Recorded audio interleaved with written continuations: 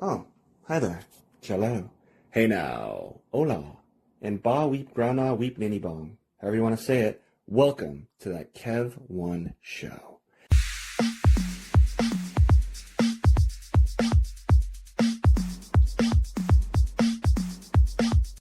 My guest right meow is a well-respected artist in the comedy world. So if you follow any kind of stand-up whatsoever, you already know him, I'm sure. And if you're not, well, you're in for a treat as a new fan. He's toured hard, battle-tested, been around. While you may have seen him on Portlandia, he's frequently at the Helium Comedy Club, starring in the upcoming Squeezy movie, and is booked through for the stage most of this month and probably beyond. So we're double-cheeked up, happy to have with us today, making time for us, comedy all-star Adam Pasi. Welcome to the show. Thanks for having me. Yeah, man, for sure. Man, you're making quite the buzz in the comedy world and stuff, man. Trying. Honestly, trying harder, but... Oh, yeah. Can't we all, though, man? But yeah. Man, you got the comedy riz, as the kids are saying now. you know? Oh. And, comedy with stand-up in your whole field and everything, like, your own exclusive material is everything. So, like, a poor man's pet, and kind of like we talked about some screenwriters on the show in LA, like, we used to, like, send our scripts to ourselves and not open them in case someone stole our ideas, seal them up. Do you have any material you want to put on our show? Any jokes that are kind of borderline stealable or anything? Anything you want to make officially yours on this documented record? Oh, I don't know. I'm working on these angles on that whole man versus bear argument. I keep freaking out every time I see someone put a joke out about it, but... Oh, yeah? It's a little too close? What's your take on it, exactly? Um, let's see. Trying to run through the Like, joke. yeah, like I just heard about this. Is that the thing where you're talking about where, like, and I probably getting it wrong, but where you ask a girl, like, would they rather be in this situation or that situation with a man or a bear? And they're like, man, yeah, I just saw it the other day, and I don't know what, TikTok or Insta or somewhere, and I was like, what the fuck are they talking about? So I had to Google it. I'm like, oh, okay. Yeah, the moment's... It's like the moment's already passed, but I'm too deep into trying to figure out this joke to let the joke go. Oh, so yeah. I'll have a really non-topical man versus bear joke dropping in 3 months when I'm finally satisfied with it that no one will care about. So get excited. Yeah, that makes it even better, yeah. That could be your thing, kind of time capsule comedy, Yeah, basically. That's why I try not to write topical, but that one perked my ear, and then like I said, I put too much into it to quit in the middle. So. Yeah. I don't know. Too much to quit? Well, Adam, you're famously Samoan. So, on a scale of like 1 to 10, how much did it hurt you when the Bloodline was defeated at WrestleMania? I mean, honestly, as a wrestling nerd, there's a culmination of what I'd say is the greatest storyline of all time. So, all good storylines have to end because if they go on forever, they get lame. So, I was proud to see us represented in that moment. Oh, okay, hell yeah. I mean, greatest title reign of the modern era. Honestly, in my opinion, greatest storyline of all time. Everyone came out looking like stars. Yeah, it brought a lot of elevation of Cody Rhodes. Yeah, hell yeah. It brought a lot of people back to wrestling, too. Yeah, I'm a big old wrestling nerd, so I was following that for years. Oh, hell yeah. Man. I was super into wrestling, and like, I've had a lot of wrestlers on, a lot of obvious people who are probably listening know that, like the Legendary Lifeguard and a lot of Ultimate Warriors people, and but yeah, I love wrestling, and I just kind of but I said this, I got to keep it real and everything. Like, I did fall out of it when COVID happened because it just got kind of like sad. So good on people who stayed on it the whole time, and then I got back into it like after COVID, especially with the Bloodline storylines. They had all those memes, and it was hilarious with I think around the time Sami Zayn was in there, getting Usi and everything. I was like, oh, okay, there's more than something here. Yeah, breaking fools in mid performance, like freaking. That was fantastic. On SNL style. Yeah. Oh man. Oh yeah. I've been like a lifelong fan. I've fallen out of it twice, but I tend to come back. And the last time I came back to it was around 2014. Actually, like not too long after starting comedy, with some new comedy friends got me back into it, and I've been a big old nerd ever since. Again. Oh hell yeah! Who's your favorite wrestler? Currently, it changes so much. Probably. I rock with Cody Rhodes right now. Okay. Actually, that whole whole journey of leaving the company and building his name up outside of it was pretty amazing. That was shocking to me. Yeah, when he came back, I was like so shocked because it was like, dude, you literally started the competition that was like literal competition, not even just your own little company. Oh, not just making some comfortable money. Like, dude, you made like it was better than WWE for a minute, I'd say. Yeah. Yeah. No, it just completely changed the industry. And then him coming back, it's like, wait, well, what? It was just like, but yeah, no, it was all for the best. Yeah, man. I really like what Cody's doing these days, but I'm all over the map too. I like everybody. Yeah. Oh yeah. No hate, no hate. But yeah. Yeah. Yeah, and what you do, I mean, there's some crossover for sure. The vibe of like stand up and touring, hitting the stage.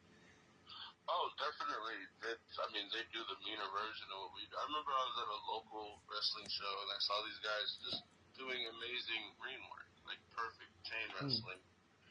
And they were getting nothing from the crowd. And I literally thought to myself, well, at least when I bomb, I can walk the same after. So. Yeah, like yeah, I've had friends who've like because when you're in entertainment on any level and you're into like wrestling, people are like, man, Kevin, you should go into wrestling. You work out. I'm like, dude, yeah, I don't want to get my neck broken. Like, respect to them, like I can't do a backflip. You know what I'm saying? Not naturally. I'm flexible and stuff. It's grueling. Yeah. I'd much rather tell jokes. Like super respect to it and everything. I mean, I could parkour, but I remember I went to Martin Luther King Elementary, and the King School tumblers, man, they just blew my mind and everything. Like King School tumblers. Yeah, I'm guessing they still have those. I don't know. What? A tumbling team? Yeah, it was a tumbling team, like flips and stuff, like gymnastics, and like there's this one thing where like one person's grabbing the other person's like ankles, like and like doing a roll, like they're a human circle. I'm like, what? It was like kind of like a Circus de Olay, but way before, as far as I knew as a kid. Yeah. Also, King School tumblers sounds like a great band name. It could be as well. I don't know. Yeah. Oh man, that is dope.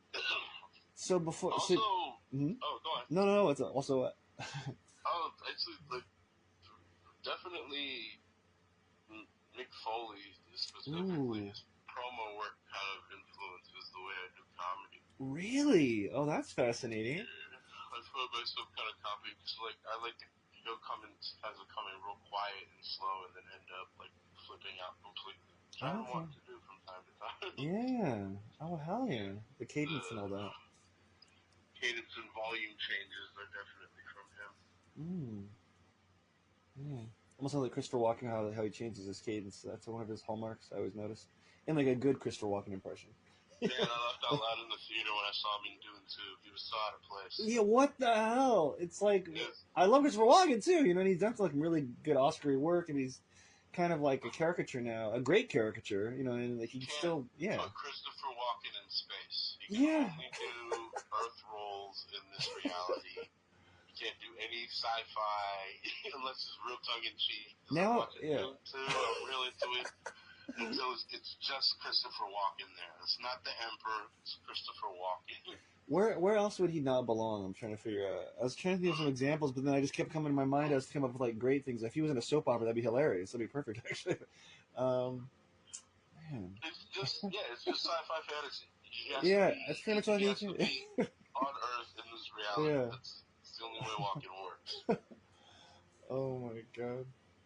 I was telling a friend the other day, the first time I saw Christopher Walken was in Batman Returns, and people are like, no, he was. I'm like, yeah, no, he was in Batman Returns. He was Max Schreck. He's the guy that pushes Michelle Pfeiffer out the window, creating Catwoman. I'm like, yeah. He kills him with a taser to the mouth. Yeah. Kiss or whatever. Yeah. I'm pretty sure that's just so good. That affected adolescent me in some way, shape, or form. Oh yeah, dude. Dude, yeah, Catwoman, that costume, that jumpstarted my puberty for sure. That was definitely yeah. I was definitely stopped pretending I was Lionel with Thundercats on the playground. I was just talking about Catwoman for a while, Yeah, that whole generation of everyone who leans towards ladies. I think we were all deeply affected by that. Huh. No complaints. Yeah. And so you're primarily Portland based, right? My hometown, right?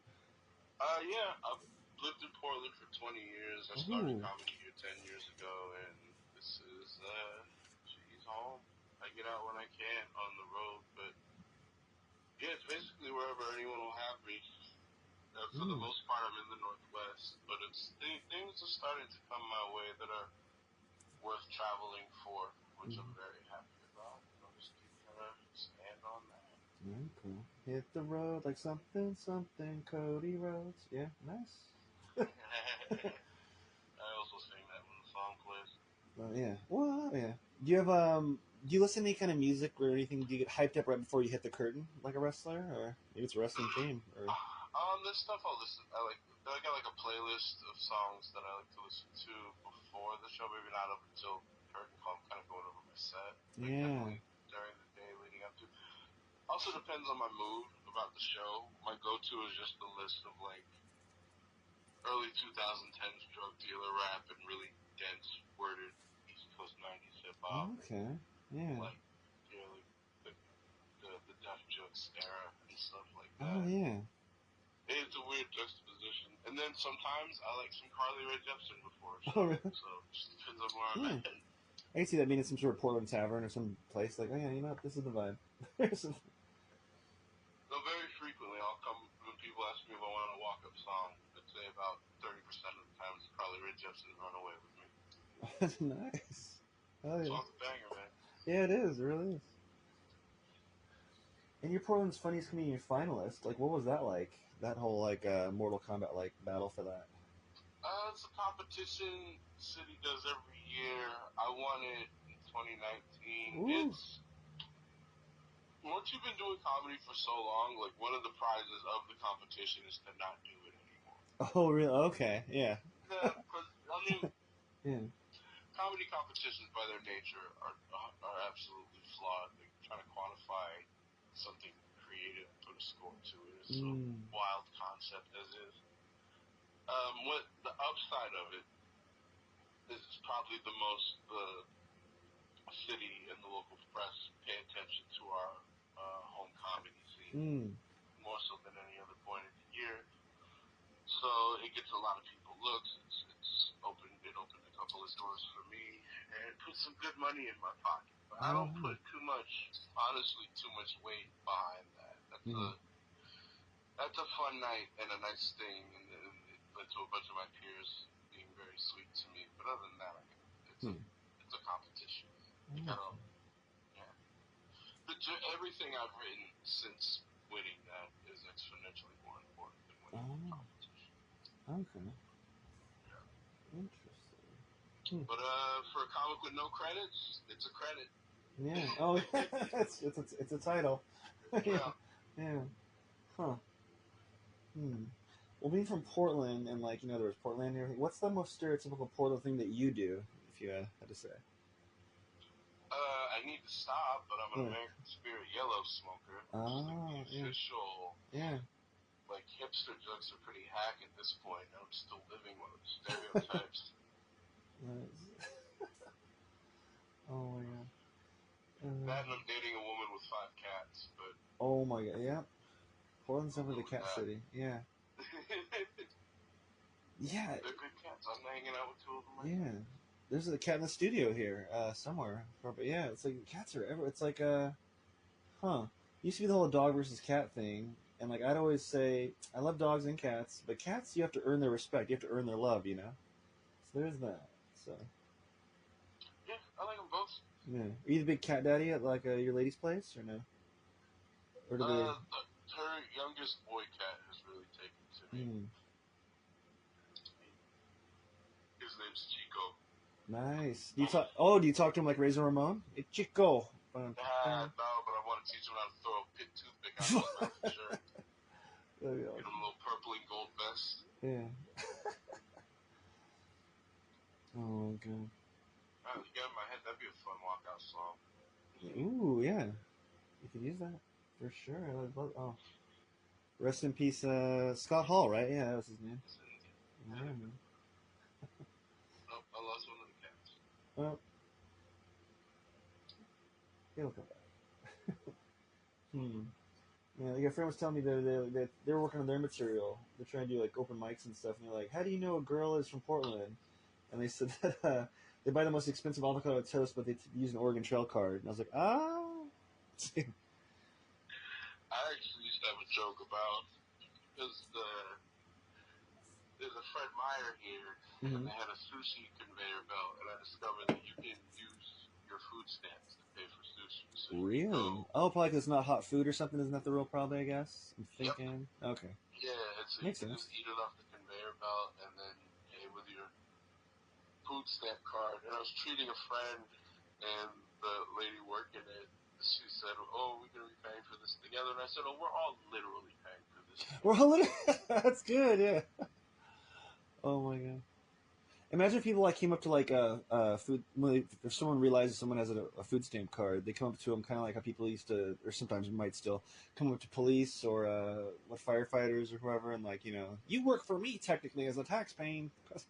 So I should have some sort of input on what you're buying. It's some bullshit. Yeah, Yeah. that's always interesting to me because if you look at who's eating up taxpayer money, that's a drop in the bucket compared Yeah. to corporate interests. Oh yeah. It's like nothing. Yeah. Yeah, I'd Yeah. rather buy a scuzzy dude some sushi than buy a rich dude a yacht. Mm-hmm. Yeah, I dated like a girl once. She was a single mother, and like she had food stamps, and when she was like, "No, I want to buy you dinner for once, Kat," I was like, "All right," and she took me to I want to say Papa John's, whatever the places that you make your own pizza. You pull it, pick it up, and like they took food stamps, and like that's why I was like, "Oh, probably it's the cold food." I'm like, "Wow, you can buy that with food stamps," and she said, "Yeah, Yeah. cold food." I'm like, "Oh." Papa Murphy's Pizza you can get with food stamps. Oh, I know all about it from my brokest days. 7-Eleven, you can buy their pizza and have them cook it up for you with food stamps because you pay for it before they put it in the oven. That's wild. Huh. Pro wrestling and food stamp hacks. I really like both directions. This is not actually. I'm very happy with the way I'm coming across right Yeah. now. This is not being facetious at all. This is fun for me. You're on your come up, I guess. A couple years ago, I thought my food stamps were over. I Yeah. could have swore my benefits had run out, and then Mm. I started working. I reported it, and they left them on, and I randomly, I got a letter in the mail saying that I had a couple $1,000s in food stamps. And I had to spend Whoa, they accumulate. I didn't know that. I would have thought they, you know, got erased I each don't. month. Guess not. Apparently not. Wow. Well, I was at the point where they were about to get erased, but I had no idea they were there. Ooh, that's a good. So, That might be a good tip to some listeners. what? Forget that your food No, stamps no. I were. mean that you don't have to spend it all or whatever. But yeah, huh? Do a bad job keeping up with your mail. Well, the last. That's how you stack food stamps, guys. Well, the last person I knew that had food stamps that I talked about having them at least, to me. It was some low ass amount, and they they definitely. I think on paper they deserve more. So it's almost hard to believe people would be stacking the monetary amount for food stamps. But yeah, I mean, it was, I think, more than a year since I thought I had food stamps. man. Because I was 100% sure those benefits were gone. And I couldn't even remember the last time I used them when I got that. Hmm. But I used them after I got that letter. Hmm. Mm. Hmm. Yeah, it's fun. I took a friend of mine to Costco because Hmm. his name is T-Wade. He's a local comic, but he does a lot of community work and stuff. So Oh, cool. I had a bunch of free money, so we went and got some food to spread out for some of the Love work that he Costco. does. Yeah. Costco, someone I want as a sponsor. That's for sure. Yeah. That'd be nice, man. I Probably make some I good talk stuff. about them too much, and they're not a sponsor, so I may just reach out to them. Well, like I'm looking at Ray through the glass. Like Ray, reach out to Costco or make a post and I'll do it. Like yeah, because I talk about it in my private life so much, and like there's a while where it's like I'm giving Costco too much money, and I used to like take selfies in the mirror because I'm like, you know what, humble flex, or something. When I'm scrolling YouTube reels, a guy that frequently pops up, I should learn his name, but he does videos where he reviews the, and I quote, Asian foods across Costco that you're scared to try. Oh my, that's good. Yeah. That's funny. Huh? Yeah, it's like its own little world over there. Yeah, I think the last one he did was a scallion Korean pancake. I think it scored about 7 out of 10. So. So that's it. Is this rating system just a number? Is it like little sushi rolls or anything, or anything funny or no? There are pre-made. I've seen it, 2 pre-made sashimi sushi roll, steam bao. I'm Ooh. trying to think of the other one to say. Then just buy the fish they sell there and eat it as sashimi. Oh. Oh. Yeah, Huh. the tuna did so. The salmon did better. Huh. I should really know this guy's name if I know this much about his channel. Well, he's probably, man, he's probably doing so well that people are probably like, oh yeah, that guy. So we'll I get some mean, press. he's at least getting good deals on all the food he purchases. I want to say we could hashtag him when we promo the show, but do people hashtag anymore? Someone was telling me that you don't. I was like, what? When I was doing something on Facebook or something like that. I do when I post a video, but like I just got copy pasted from a website that claims these are the best hashtags. Oh, okay, good. Yeah, because I mean, I just haven't heard tech talk of like hashtags in a while, and now like, Yeah, and yeah, we're still young, but tech moves so fast. Now the youth of today are all skibbity toilet riz this and that. I'm like, maybe hashtags aren't even a fucking thing anymore. I don't fucking know. You know what I mean? So, I haven't searched for anything by hashtag yeah. in close to 5 years. So. All right, maybe I'll start saving myself that hassle when I post a video and just not hashtag anything. Mm-hmm. We just got to get our TikToks and our OnlyFans going or something, I guess. Some bullshit. Man. So you're from Portland. OnlyFans actually put out some comedy specials. Oh, yeah. They got my attention recently because I want to. Was it Nikki Glazer or someone, or Wendy Cummings? Someone was saying, yeah, they put them on kind of on the map, at least, or maybe there's commercials that look like being on the map in reels or something like that. But yeah, OnlyFans TV or something like that. There's OnlyFans comedy or something, I guess. And yeah, I think they're trying to diversify their content, which I mean, more power to why them. I know not? they're Yeah. paying comics pretty good from what I heard, but Yeah. also like we know why people are going to OnlyFans. Well, yeah, at least primarily now, at least it's what they're known for, the bread and butter, or whatever oils. You know what I'm saying? Oh, but yeah. Huh. Yeah. Well, I mean, I guess a lot of well, at least one comedian told me that they went to it because, like a lot of, and maybe you could elucidate on this. A lot of social media places are like blocking people or penalizing them for cuss words or certain subject matter, and OnlyFans, doesn't. Or I would think they're more lax on that. I would think they're more adult for stuff. Maybe that's it. Yeah. Shoot, maybe OnlyFans is the future of comedy. Maybe I should stop trying to make my Instagram Maybe. my OnlyFans. Maybe. Speaking of comedy, see, you were also on Portlandia for at least 2 episodes, right? I saw. Yeah, I got to do. I'm trying to remember the sketches. What was that? Oh yeah, Ooh. I was like a bearded dude in a sketch, Mm-hmm. and then in another sketch, it's when they're trying to set up a women's clinic. That was fun. Gary Brownstein and Fred Armisen are very sweet people for the brief interactions that I had with them. Gary was funny actually because the first scene, I needed a big beard because I think the sketches they're harvesting beard hair from scruffy looking dudes like myself and making dolls with them. Oh my god. To boost children's immunity. I'll check But that I out. had done a comedy show, a gender bend comedy show where I shaved my beard and wore a dress. Horrible choice, by the way. I'm a much prettier woman with a beard. I see that right for the contrast, yeah. Yeah.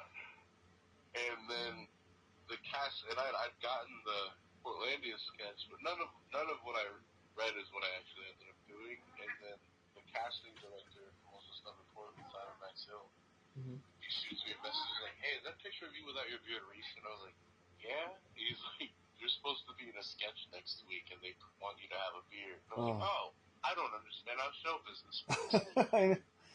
Oh my god, but yeah. they actually had the makeup department put a fake beard on me. That's crazy. It's funny. And a fake mustache, which looks so much better than any mustache I could ever really grow. Oh yeah? Oh. And in the middle of the sketch, during one of the breaks, Carrie comes by and she goes, "You're lucky I liked your audition. That's why we put that stupid beard on." But it was good-natured joking. Oh, that's awesome. And apparently I did good enough in the audition to warrant use of the hair and makeup department. So, yeah. shout out to Portlandia. Yeah. I had a similar kind of Portland beard related story in showbiz wise because I got booked for Librarians. It wasn't Simon Max Hill. It was who was that? His name's escaping me, but like they really got me on this episode where and I had a big beard and everything. We were Civil War reenactment people, and there was like a ghost that comes and attacks, and that's what the librarians are called in to help fight and everything. And but then they wanted me clean shaven the day before. Like what? Like okay, clean shaven, come in, and they put a fake beard and mustache on me that looks like an obvious fake beard and mustache. Which maybe that's part of the joke, but it wasn't like a comedy bit. So it was just so funny. And I had my facial hair for a long time at that point. You know, being a guy, it's like, you know, facial hair is important to a guy for different levels, different, you know. At least to Are me. you are you familiar with the Portland Beardsman Club? No. Something I should join you. It's Is it something it's cool? kind of like a social group that also they'll raise money for charity. It's been a Oh, while. I was friends with a lot of people doing it in like the mid 2010 to 2015, 2017. Portland Beardsman And Group? Yeah, I'll check it out. yeah, the Portland Beardsmen, and I used to around that time I was performing at their yearly beard competition that they would have, Hmm. which is a fun, chaotic party. Maybe not the most conducive to stand-up comedy, but a good time. Yeah. With some folks. Ooh, I should definitely do it because I have this I don't know if you've seen me in the socials or anywhere, but I have this mustache that I get complimented all the time to the point where it's like I feel like I can't shave it now, because you know, like I used to change my beard, facial hair with the seasons, you know, ever since like puberty or whenever you grow your facial hair, and like you know, I'd want the Tony Stark, I'd want no mustache, I'd want the Power Abraham Lincoln thing or the Wolverine look or whatever, you know. And then COVID happened, you know, with the masks and everything, and so I just kept my beard, you know, so out the sides, I don't know, subconsciously, so people could tell I had a beard. I don't know, you know. So it got pretty wily, but you know, no one could see it. I mean, it was like, and I didn't shave it underneath. I wasn't gonna shave a little square for the mask or something. But so I just had this more of a beard than maybe ever before, probably ever before. So when the mask mandate dropped, I was like, oh, I guess I'll wax my stash. I don't even remember the exact moment, but that must have been the mindset, since my mustache was so, you know, so much material there physically, and like people love it. Little kids wave, old like tough dudes with their girlfriends wave. You know, girls compliment it, old ladies compliment it, and old men. And so it's like it's to the point where people like I'm around a store somewhere, and people who I don't know by name are like, hey, you know, oh, there's that stash again. Or so, I feel like I'm Tom Peterson or some local something, you know, Bud Clark or something. Or if I shave it, people will be like, whoa. So it's like I gotta do something with it, you know. I don't know what. So I should go to the beardsman and get a title or something. There you go. I would do that Start for a charity. mustache crew if we don't already have Yeah. one. If anyone's looking for a sponsor for Outrageous Mustaches, Outrageous Audio or whoever, I'm your guy. That is not how my mustache works, especially without a beard during No? quarantine. Yeah. Because I worked at New Seasons during quarantine, Ooh, so I had to wear a mask every day. fancy. Oh, yeah. And beard under a mask every day, not fun. Yeah. And so Oh, okay. Yeah. Oh, you after had a the couple super months, surgical mask, right? The super kind of like, yeah. oh, And so after a couple months of that, I shaved my beard full for the first time in a real, well, probably since that Portlandia episode. now see, do you like your And face without a beard, or do you? oh God, no, No. Okay. no. My face thrives on the beards. Yeah, The mine too. At illusion least to of a me. unified chin. Yeah. Oh no. Yeah. Definitely. Like And I yeah. looked so bad when I got down to just the mustache that I couldn't finish because I was laughing so much. So I had just the mustache. It looked hilariously terrible. There's actually some video and photos of me out there. Hmm. It's like that. I was very amused by how bad it looked. Hmm. But I think I'm devilishly handsome with a beard, and without my ranking falls off a cliff. All right. I'm comfortable with my face, and I mean, that's been a while. But like, I remember I had girlfriends back in the day who were like, "You look too young without something," you know. So I usually have like a mustache or goatee or something. I just noticed like girls kind of seemingly were a little more like, oh, you know, when there was at least a Tony Stark type thing, like a mustache and beard, goatee. I used to like the soul Now, patch. I don't think people do the soul patch anymore. Is that too douchey, or is that just too out of style? I guess I really see a soul patch that it just screams '90s. I guess. Huh? that I'll walk away having a positive thing to say about. You, yeah, I yeah. think the soul patch has been ruined by uncouth soul patch wearers. Okay. I So mean, you're getting is it like soul the patch man by bun? association. Is it like the man bun of facial hair, maybe, or? Pretty much, yeah. In fact, I think it was the man bun before the man bun was the man bun. And like, no offense to him with the man bun, because I don't want to like cut my audience in half by chance, but it's just funny because I remember when the man bun came out, or at least known as the man bun, I feel like it was made fun of like immediately or close to it. So whenever I see someone, especially doing something douchey, oh, you were. I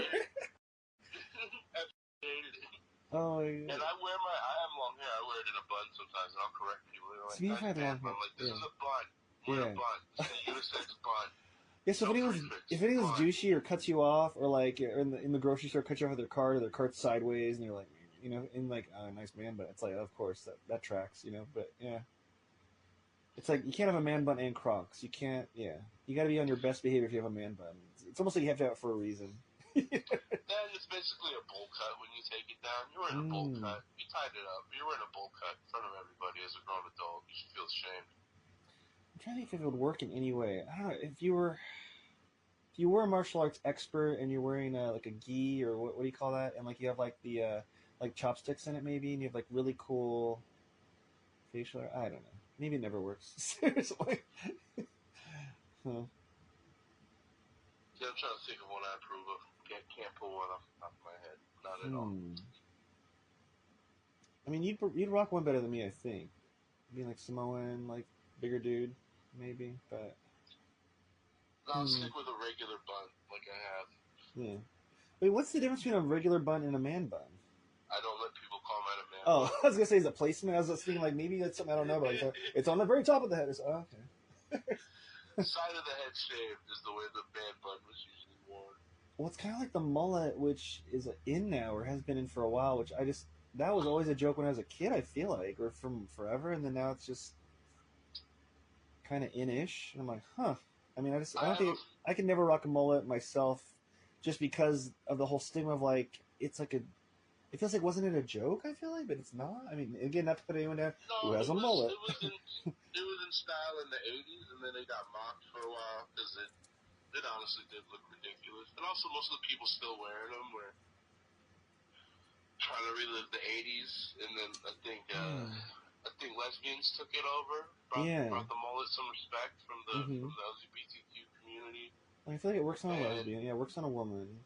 But also, now it's worn ironically and occasionally successfully by people. I have a friend, he got a mullet as a joke, but it just looked great on him.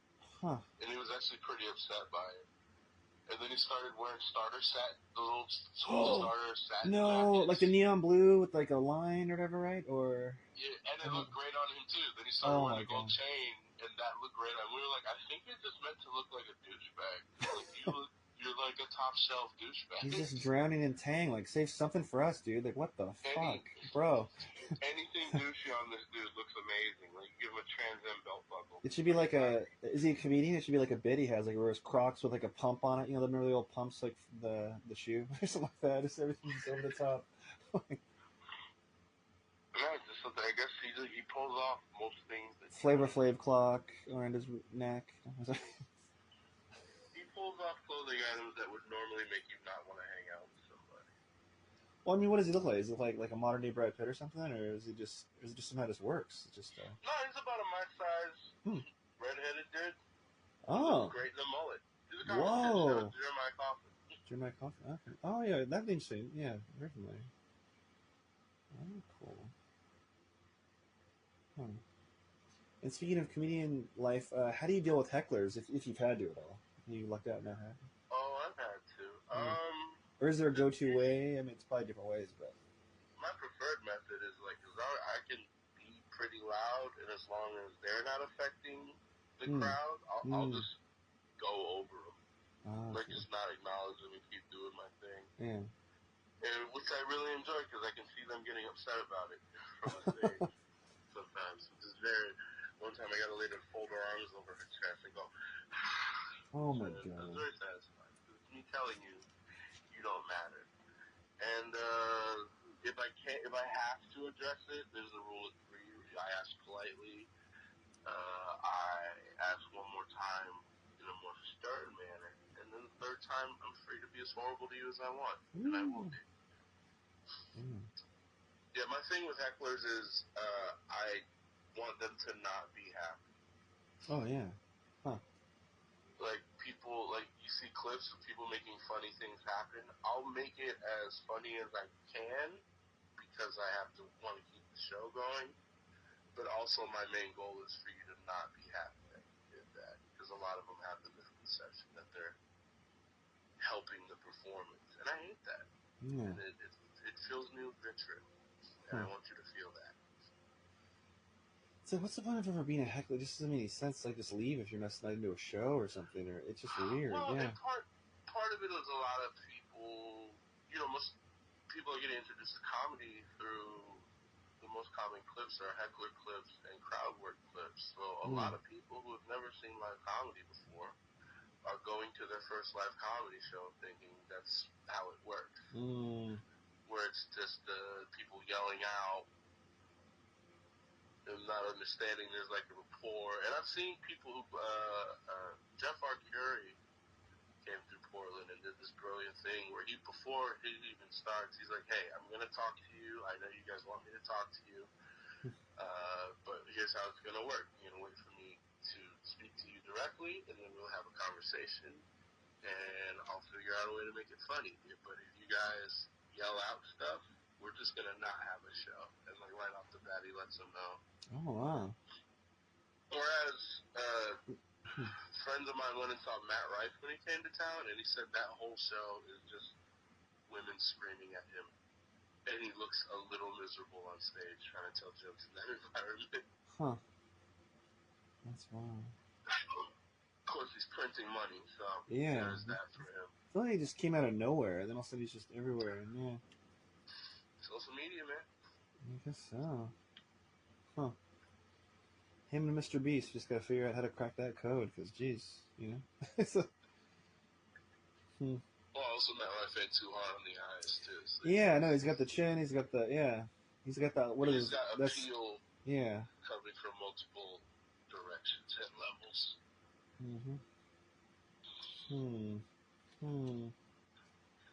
Well, in crafting material, have you ever gone back and forth on if something was too risky for today, like today's social climate? Like, have you ever been afraid of being canceled with anything you're writing, or? No, because even when I'm approaching a touchy subject, I mean, I try to make sure the way I feel is reflected in the jokes that I tell. Kind of on the very Portland side of things. But even when I'm hitting something touchy, I'm basically trying to make sure what I'm saying is funny enough to also be saying the horrible thing I'm saying along with it. Okay, yeah. So it just depends on whether or not I can balance that scale. Because I had a lot of, I guess, potentially touchy subjects in my material. But you're kind of like, your audience is usually just on your side ahead of time. It's not like you're... Okay. There's definitely me trying to charm my way into situations, but a lot of it is just trying to make sure the joke's well written enough for it to spoonful of sugar, whatever ugly thing, subject matter it might be approaching. And that's the trial and error, so. I'm sure I've told jokes that people don't like. Yeah. I mean, in fact, I have a joke that I didn't stop telling it because I got canceled. I stopped telling it because everyone's response to it pissed me off. And they weren't paying attention to the joke. Oh, yeah. It was about a time at an open mic. I was at, let's see, comedian got kicked off stage a couple comics before me because he was over his time. But that comic happened to be black, and the host was an old white dude. So the comic just before me was a white trans woman who got up and cussed out the old white dude and yelled at him saying that he should die for being a black person off stage. And people of color deserve a chance to speak. Which, on points I would definitely, the part of POC deserving a chance to speak and all that, but she was wrong. He didn't get kicked off because he was black. He got kicked off because he was over his time. And the host was dealing with that, and I just yelled at him, put me on stage, I got a line for this, and I grabbed the mic, I said, hey, everyone give it up for that white lady making me wait extra for my turn. Did everyone uproarious laughter or not? Like everyone, Yeah, we're great. And it was the the irony that she was committing the crime she was Yeah. accusing him of, and I put the joke on Instagram. Ooh. It Yeah. got Yeah. it got 1,000,000 views, partially because my boy Squeezy shared it. He has a way bigger reach than I do. Oh.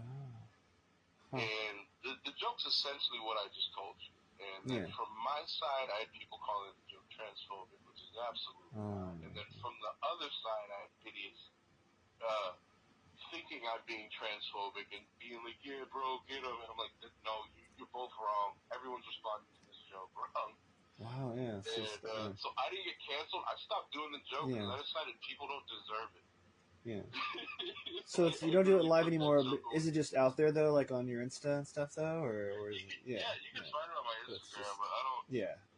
I don't tell anyone. Literally, Yeah. like as a middle finger to audiences all over. Not Hmm. because I'm afraid of any response, but because Jesus, sound like such a douche. But Yeah. yeah, I was like, you guys don't deserve this joke. I worked really hard on this joke, and you're not listening to it, so you don't get it now. You don't get my precious, precious joke of the billions of jokes in the world. That's awesome, man. Huh. Well, it's like in your profession, being a comedy star on stage, you're a star that people can like reach out and touch. Like, have you had any like close calls in that area? I mean, no like baby reindeer level stalkers probably, but I don't know anything like that. No, Or no. nothing really. And also, star is just really Let's it's go. really loose usage of the Yeah, word that's all. Yeah. star. But no, most of the interactions I've had with people have been nice. Oh, And I'm cool. not at the point where I'm like famous. And God, I don't know. I just don't want to be ever. But no, and just people have been pretty chill. I've actually made legitimate friends with people I've connected with who come to comedy shows. I got a friend named Alex in Salem, and whenever I'm in town, she brings me a home baked pot pie. Oh, So that's yeah. that's very Super cool. cool. Special. Oh. Shout out to Alex and her pies. Cool. Oh. Yeah. It's really good pot pie. What show did you meet her at? Was it in Salem or was it in Portland or somewhere in between? It was in one of the small towns on the outskirts of Salem. She commented on a TikTok video. I was like, "When are you coming to Oregon?" I was like, "That's crazy. I'm usually in Oregon. I live in Oregon. When am I leaving Oregon is the third question." Yeah. But yeah, I was in her town and I got her free tickets to the show and chatted, real nice person, and we kept in touch. And now whenever I'm in town, she hooks me up with pot pies and I hook her up with free tickets. Very cool. Huh. Yeah, this probably explains why I'm so broke. I'm trading comedy for pot pies. But guys, they're really good pot pies. Yeah. I cannot stress enough how great these pot pies are. Well, if you get a sitcom, you got to put that in it, because that'd be a good aspect of it. You getting paid in pot pies and stuff. Or, I mean, I guess I could survive if I just had people bring me phenomenal food stuff. Yeah, I mean food stuff. Yeah, especially if they give you a choice from like a somewhat menu. I mean pot pies that can cover like a lot of food groups, right? It's at least 3 food groups there. So Yeah, you get all your nutritional needs from a pot pie. So what's the furthest? Where's the furthest you've traveled for like comedy? LA maybe or? New York. Okay, across the The country. absolute furthest. Yeah. Squeezy Jibs. I don't know if you're familiar, but that's his movie. That's my friend that put me in his movie. That's Squeezy movie, right? Yeah. Yeah. Or is it the Squeezy movie or that Squeezy movie? What's it called? As far as I know, the working title is Untitled Squeezy Movie. Just kind of true. That's even better. Yeah, I feel like that should be the final title. That's cool. Yeah. But he took me on tour the last 2 summers. He put together a live show for his fans, and I opened for him, and then I kind of sidekicked the proceedings of the live show. And so he brought me literally all across the country. I saw more of America than I have in my whole entire life in those last 2 summers. And the furthest east would be New York. Well, I guess since we're in the Northwest, the furthest I've traveled would be Florida. Oh. Because that's a yeah.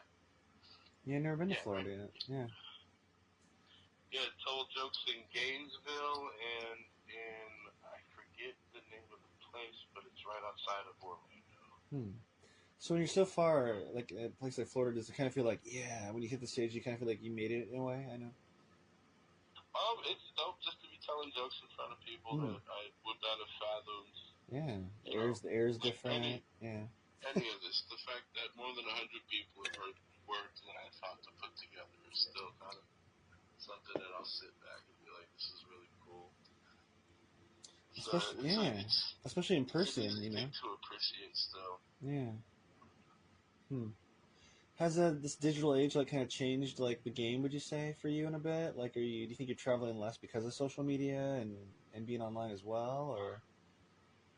I mean, I started comedy in 2012, Hmm. so it's kind of social media kind of. I guess I've seen it change, but it just kind of intensified. Like around the time when I was first starting, people were blowing up off of YouTube clips and vines, Remember and Vines, so classic. it Yeah. just seems like the numbers may have gotten bigger, but the kind of the platform and the principle has gotten the same. Where first it was Instagram for a while. Instagram still has a presence in comedy, and now TikTok, I believe, is basically in control of all of entertainment, including Yeah. radio. Isn't that wild? Yeah. Huh. Uh, so whatever gets the eyeballs. Yeah. Hmm. Where would you say most of your fans see your work usually? Touring or Instagram. Instagram? Oh, Yeah, okay. Instagram is definitely where I've gotten the most eyeballs on things, especially the don't tell clips that they put out. Ooh, yeah. Got in front of a lot more people that I usually have access to with my reach. Hmm. Now, tell people who are like uninitiated, what is the whole don't tell thing? Don't tell it's pretty brilliant. Mm-hmm. These guys got together and figured out a way to run a comedy club with no overhead. Oh.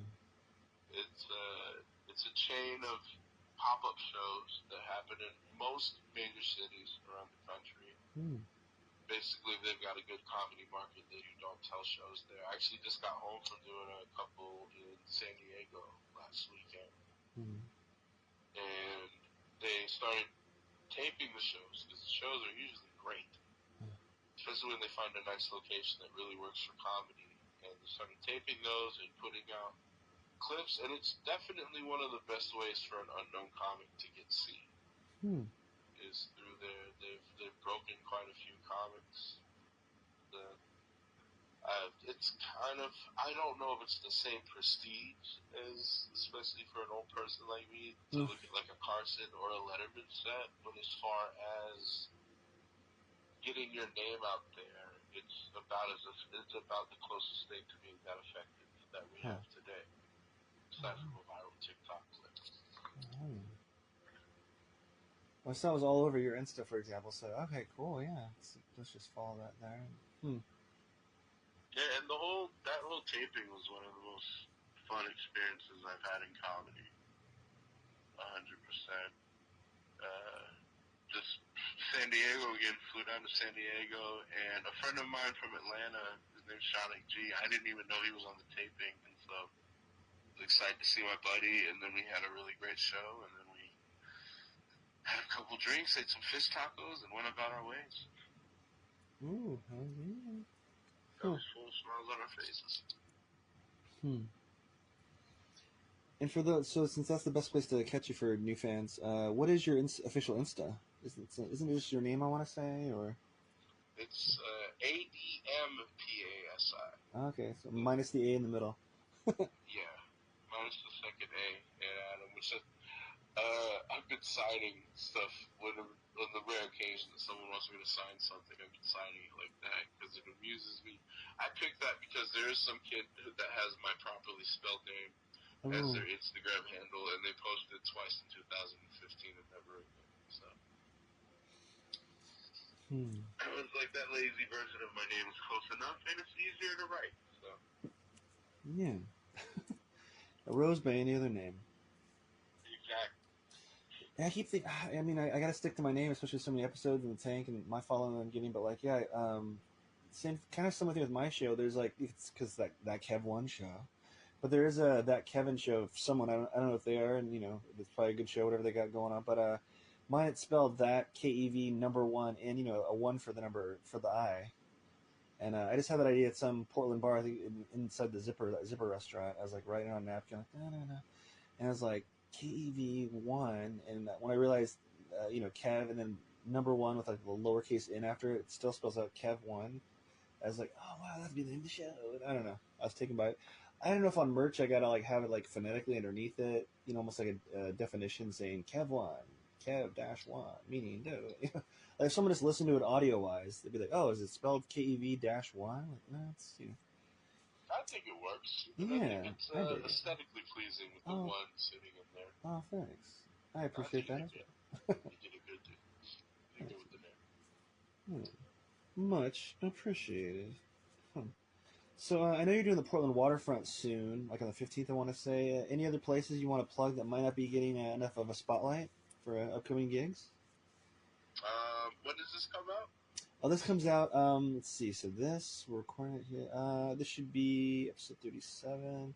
A week from Saturday for us. It'll be confusing people listening to this unless we edit it out. But so 1 week from this Saturday, this should be airing.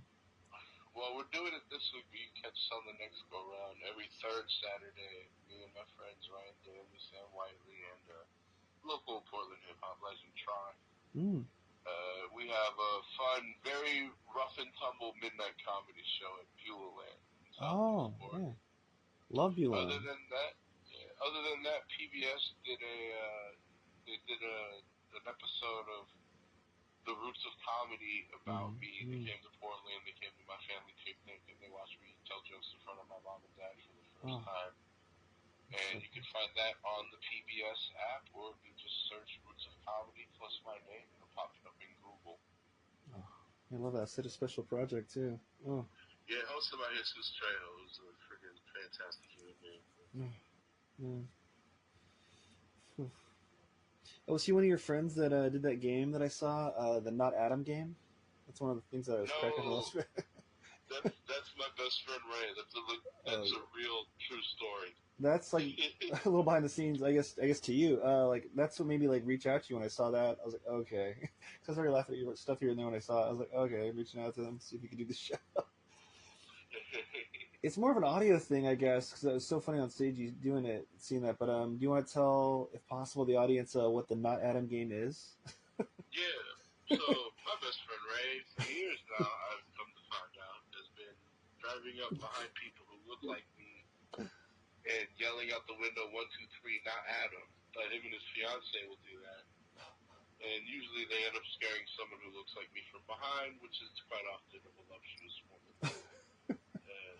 I found out about the game because one night I was waiting for the bus on 12th and Hawthorne, and someone yelled, not Adam, out of a car behind me. And I turned around, and it was my best friend Ray, so I just sat in the car and told him to drive me home. It's the price they pay for that game. That's crazy.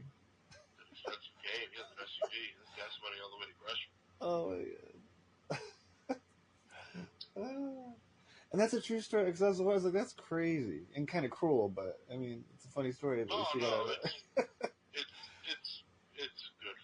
Also, Yeah. I got to ride home out of it. So Yeah, no, totally. I guess it's not good for the people he's scared. Yeah. What did they tell you what they do when those people turn around? Yeah, Like they just look at them like they're crazy. And they just drive off. They go, sorry. Yeah. Oh wow. That's insane. Oh man. Solid game. Solid fun game that resulted in him getting a free ride. Yeah, man, Gresham's kind of far too. I mean, because that's Portland born and raised, and I literally, you go all around for this and that, and like, but Gresham, I feel like I only go out there when I go to my cousin's house. I have a cousin that got a house out there, and it is a nice house. I don't know. I mean, I don't know if it's the best neighborhood or not, but I mean, it wasn't like ghetto or nothing. But like, the house is nice, and she lives alone, and it's like, Gresham has a partially earned scary reputation. The reality of it is, and it's like a lot of the cities, there's pockets. There's parts of Gresham you definitely do not want to be in, and then about a 15-minute walk away, there's parts of Gresham where you can get away with not locking your doors. So I would not suggest that in this day and age. But Portland's like Gotham City to anyone outside of Portland that's hearing this lately, at least. Man, woo, man. Well, Adam, we've taken enough of your time. Thanks so much for sharing behind the scenes of your artistry and all that. Man, Yeah, man, I had a really fun chat with you. yeah. Learned a lot more about a comic I've respected for a while. Well, hopefully I'll see you around out here. Oh, yeah, for sure. Yeah, I'm at the studio here. This studio here is in Vancouver, Washington. Usually I'm in Portland, Oregon myself for life and stuff, but yeah. All right. You want to pay sales tax for the studio time? Yep. That's the deal. I miss Vancouver. It's a good place to tell jokes in Vancouver. Shout out to Underbar. They have a great open mic every Monday Ooh, night. yeah. All right, hell yeah. Yeah, I'll definitely come check out your stuff soon, for real. Yeah, man, I'll be around. Shoot me a message. I'll give you free tickets for Pot Pie. Well, now you're sold, so boom. That's the hookup I get. Bring a pot pie. What? It's free tickets. Thanks again, man. I'll see you soon. Yeah, man, I'll talk to you soon. Peace. For sure. Bye. What's better than your favorite talk show?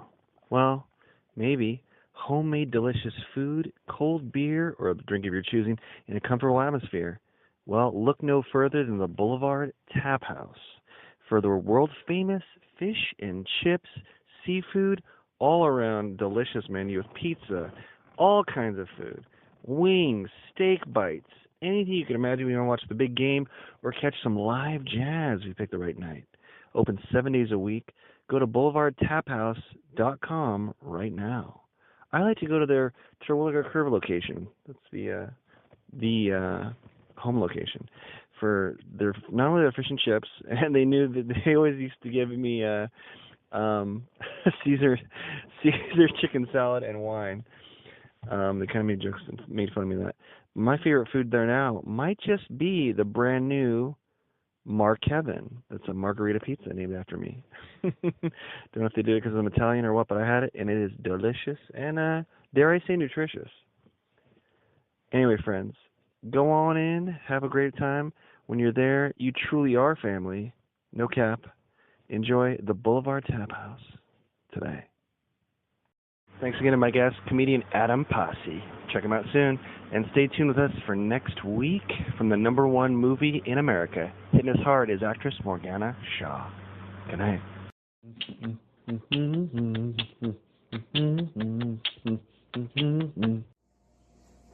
This portion of that Kev 1 show is supported by Bohemian Dream Gifts, made with organic and natural oils that nourish and hydrate your skin. Man, I don't know if it's the weather outside or the gym that was killing my skin, because my right elbow on the, it itched like the Dickens, like I was becoming like the lizard from Marvel Comics. I think it's that machine where you put your elbow in and do the lifts, for the bicep. But I was itching my skin like crazy during, well, I won't say who because I don't want them associated with rough skin, with one of our guests here in the near future here. But my right elbow was getting ashy and coming up, getting red and irritated. Anyway, I used some of the promotional cookie dough body oil from Bohemian Dream Gifts that they gave us, and my skin, I'm not kidding, came back. I can vouch for that one. The cookie dough oil body oil. The cookie dough body oil brought my skin back to life like an Evanescence song. I'm not kidding. My skin is smooth and happy again. 100%. You can buy cookie dough oil on Etsy at the Bohemian Dream Gifts shop. Check out their other stuff as well, but that's one that I swear by now. And as soon as my promotional one runs out, I'm going to order some myself.